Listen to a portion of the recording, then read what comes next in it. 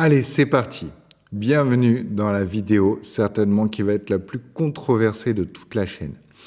C'est intéressant aussi de se poser des questions avec l'intelligence artificielle et justement, on va essayer de déterminer qu'est-ce qu'on peut partager de nos données personnelles avec l'IA ou pas. Cette vidéo, elle a été inspirée par un de mes amis. Un jour, il était devant un restaurant, on était ensemble et puis il se demandait ce qu'il allait manger. Et donc, ce qu'il a fait, tout simplement, il a pris en photo le menu, il a partagé le menu avec l'IA, et puis l'IA le connaissait suffisamment, disons qu'il avait partagé pas mal d'infos sur lui, surtout sur la partie sport et nutrition. Et donc, c'est l'IA qui a décidé de ce qu'il allait manger. Lui, c'est le genre de gars, il n'aime pas trop se prendre la tête, il n'aime pas trop réfléchir, et il a un objectif très précis en termes de sport. Donc, son objectif, c'était surtout de gagner du temps. Donc, je me suis dit, tiens, c'est pas bête, parce que c'est vrai que très souvent, on est obligé d'expliquer à l'IA qui on est quand on demande à l'IA de nous aider sur la prise de décision. Et les gens utilisent de plus en plus l'IA comme un psy, par exemple. Alors, bien sûr qu'on rentre dans des niveaux de confidentialité assez extrêmes sur qui vous êtes. Donc, il faut être extrêmement vigilant sur ces points parce que bien sûr que vous allez partager avec Microsoft ou avec Google tout genre de choses. On ne sait pas de quoi sera fait l'avenir. Donc, vraiment, soyez vigilants sur ce point. Ok ? Donc, maintenant que tous ces disclaimers sont dits, je vais vous montrer comment créer un document qui soit le plus complet possible sur vous, avec ce que vous avez envie de partager, bien sûr.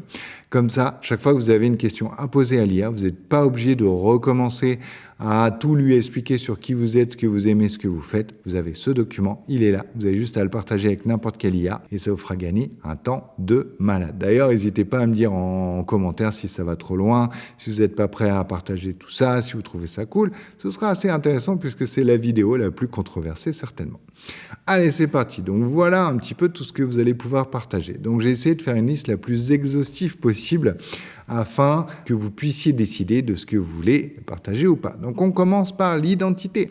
Votre nom, votre date et lieu de naissance, votre genre, votre nationalité, votre lieu de résidence actuel, votre langue et votre niveau de maîtrise, la situation familiale, la composition du foyer. Ensuite, après, il y a la formation et l'éducation. Donc, c'est quoi votre niveau d'études? C'est quoi votre historique scolaire? C'est quoi vos domaines d'études et matières préférées, détestées? Votre style d'apprentissage préférentiel? Si vous êtes plutôt visuel, auditif, les formations continues que vous auriez fait et les formations professionnelles que vous auriez suivies. Donc, tout ça, bien sûr, ça pourra vous aider pour de la reconversion professionnelle. Bien sûr, vous pouvez aller aussi plus loin. Moi, je vous donne plein de choses, mais à vous de voir. Hein. Ensuite, santé et bien-être. Donc, c'est quoi votre groupe sanguin, vos allergies, vos conditions médicales, etc., etc. Je ne vais pas tout lire non plus. Je vais vous donner, bien sûr, ce prompt. L'objectif, c'est que vous l'ayez de manière globale, que vous décidiez de remplir tout ou partie de ce document. Comme ça, après, vous l'avez.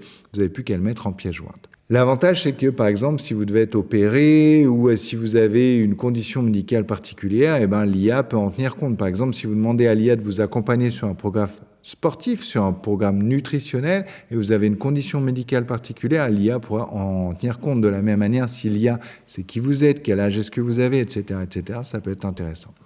Ensuite, après, les données corporelles détaillées. Donc là, si vous avez une balance qui vous dit plein de choses sur vous, ça peut être aussi intéressant d'aller mettre tout ça. Donc votre poids, votre taille, votre tension, votre fréquence cardiaque au repos. Aujourd'hui, c'est des choses qu'on sait de mieux en mieux grâce aux montres connectées. Et c'est vrai que c'est des datas, on a l'impression qu'elles sont confidentielles, mais on a déjà commencé quand même à les partager. Hein. Surtout si vous avez une Apple Watch, par exemple. Est-ce que Apple regarde parfois, disons que moi, j'ai pas la réponse, même s'ils nous disent que non, j'ai quand même pas la réponse, quoi. Nutrition, c'est quoi votre régime alimentaire? C'est quoi vos restrictions, vos intolérances? Qu'est-ce que vous aimez manger? Qu'est-ce que vous détestez, etc., etc. Votre activité physique, est-ce que vous en faites beaucoup? Pas beaucoup. Mais l'objectif, c'est de donner vraiment un maximum de détails. Comme ça, si vous demandez à l'IA d'être votre coach sportif ou votre coach sur la partie nutrition, plus vous en donnez sur vous, mieux c'est. Votre personnalité, par exemple, moi je suis ENFP. Donc j'ai fait un test de personnalité, ce qui me permet d'en savoir plus sur moi. Et donc si vous donnez ce genre d'informations à l'intelligence artificielle, dans la prise de décision aussi, ça peut être très cool. C'est quoi vos forces de caractère principales, vos faiblesses, votre tempérament, votre santé mentale, votre niveau de stress habituel, les mécanismes de gestion du stress et de résilience, votre niveau d'estime de soi, etc., etc., vos peurs, vos phobies. L'IA saura tout de vous. Comme ça, si vous lui demandez une bonne liste de films d'horreur, par exemple, il va pouvoir s'inspirer de vos phobies et ça peut être assez cool. De la même manière, sur vos valeurs, sur vos croyances, vos principes, c'est quoi vos valeurs fondamentales, votre philosophie de vie personnelle, votre code moral et éthique, vos opinions politiques et sociales. Soyez vigilants quand même, d'accord, hein. C'est vrai que la liste, elle est très exhaustive. Soyez vigilants quand même. Vos compétences et connaissances, donc vos domaines d'expertise professionnelle, vos compétences techniques, vos compétences interpersonnelles comme les soft skills par exemple, vos compétences artistiques, créatives, vos compétences pratiques en bricolage, en cuisine, en jardinage. Comme ça, disons que votre conjoint ou votre famille pourra demander à l'IA si ce serait une bonne idée de vous demander ça à vous ou pas. Vos relations et vie sociale, donc avec une description du cercle social, votre qualité et dynamique des relations, votre nature et état de relations amoureuses, etc., etc. Vraiment beaucoup de choses, hein. J'essaie vraiment de faire cette liste la plus exhaustive possible. Au niveau de votre carrière et des finances, votre profession actuelle, votre secteur d'activité, etc., etc., votre style de vie et vos habitudes, avec par exemple votre routine quotidienne de tout ce que vous faites dans une journée, votre méthode de gestion du temps et de la productivité, vos habitudes de consommation. Ça aussi, ça peut être vraiment hyper intéressant, vos loisirs, vos hobbies, vos types de vacances. Parce que c'est vrai que très souvent, on demande à l'IA de nous demander des destinations ou même de nous faire tout un programme. Mais si l'IA sait rien de vous, il risque de vous amener que dans des musées alors que vous détestez ça. Et ça serait quand même dommage. Ensuite, vos préférences et goûts personnels, donc les goûts culturels en musique, en ciné, en littérature, en art, en jeux vidéo, vos préférences culinaires, votre style vestimentaire, etc., etc. Et puis aussi, pourquoi pas, vos objectifs, vos rêves et vos aspirations, avec les objectifs à court terme, à moyen, à long terme, votre bucket list de rêves, l'héritage que vous aimeriez laisser, etc., etc. Puis pour finir, l'historique et vos expériences clés. Donc là, vous allez raconter un petit peu votre vie avec les événements les plus heureux, les événements les plus difficiles ou traumatisants, vos grands succès, vos grandes fiertés, vos grands échecs, les expériences ou les voyages qui ont changé votre perspective, etc., etc. Voilà, on a la liste complète. Et donc, comme vous en doutez, à présent, si vous demandez à l'IA de vous accompagner dans la création d'un voyage, dans la création d'un repas, dans la création d'un coaching, etc., etc., l'IA en saura beaucoup plus sur vous et sera capable de faire des choses qui sont beaucoup plus fines. Mais encore une fois, attention, ne partagez pas des choses que vous n'avez pas envie de partager. Je pense que comme d'habitude, on est dans une balance. Qu'est-ce que vous gagnez? Qu'est-ce que vous perdez? Qu'est-ce que vous êtes prêt à donner?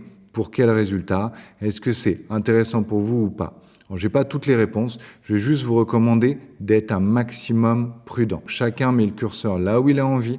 Certains vont être d'accord pour partager sur Internet leur adresse, leur numéro de téléphone, alors que certains ne voudront jamais faire quelque chose comme ça. Donc vraiment à vous d'estimer qu'est-ce qui vous semble raisonnable, qu'est-ce qui l'est pas. Et d'ailleurs, vous pouvez aussi en profiter de faire une recherche approfondie et de voir sur cette liste qu'est-ce que l'IA sait de vous. Vous pouvez aussi en profiter pour demander à Gemini ou à ChatGPT qu'est-ce qu'ils savent déjà de vous, de lui faire toute la liste de tout ce qu'ils savent et vous risquez d'être un petit peu surpris. Voilà, c'en est tout pour la vidéo la plus controversée.